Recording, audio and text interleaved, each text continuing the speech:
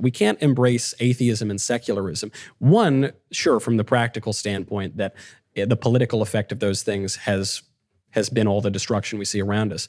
But two, because it's just not true.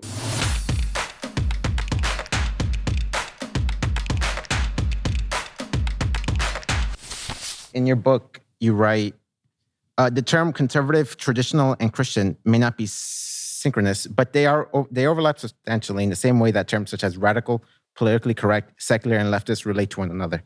So as especially the Western world becomes more a-religious secular, do you believe the conservatives should or should not embrace the more secular and atheist movement? Because as I see it, the secular idea of just do what you want, whatever makes you feel good, just do it, it has led the way to the destruction of our morals and standards. Oh, of course. I mean, if we were to abandon our most deeply held beliefs because we just worry about the trend line on voters or demographics or something, that would be tantamount to a strategy of surrender. Surrender now and maybe they won't be too harsh on us. But I'm not interested in surrendering. I know that there are many conservatives who love the idea of losing with dignity. Of course, these are the least dignified conservatives you've ever met in your life, but they really love that idea. Oh, yes, we're going to go down, but we'll go down with Romney. Doesn't he have great hair? We're so respectable, aren't we? No, of course not. We can't embrace atheism and secularism. One, sure, from the practical standpoint that the political effect of those things has been all the destruction we see around us. But two, because it's just not true. And so if we pursue a political program on the premise that God does not exist, if we get the most basic fundamental thing wrong, then nothing else we say is going to make sense. If there are atheists or agnostics or people with, the one that's popular is, I'm spiritual but not religious. You know that one? It means I'm really interested in me, but I'm not that interested in God or ultimate reality or anything.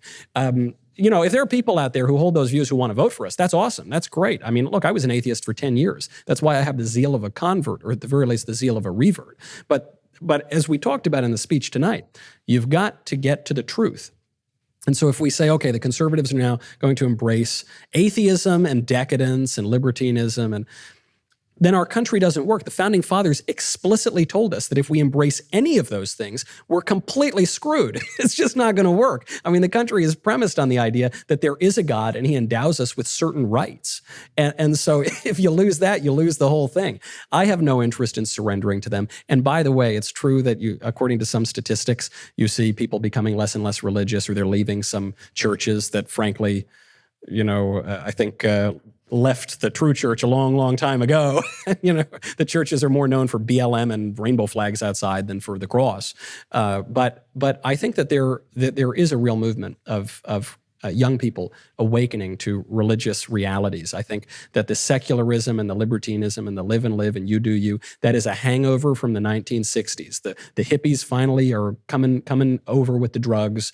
The hangover is setting in, and young people are looking at the destruction that was left in its wake.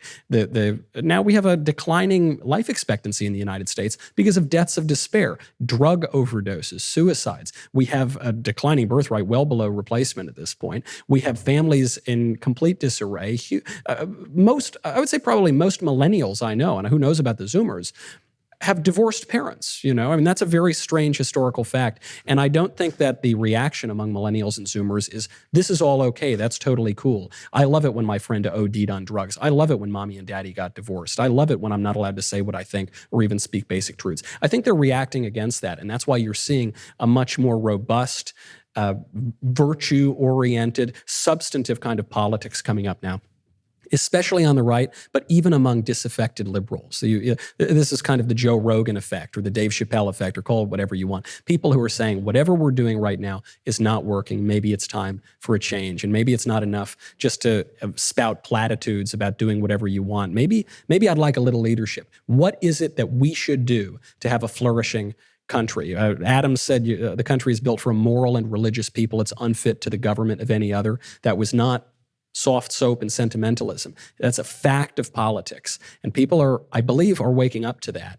And all it takes is a little bit of leadership and a little bit of practice and a little bit of doing it. It's a great challenge, but what an honor it is to be born in challenging times.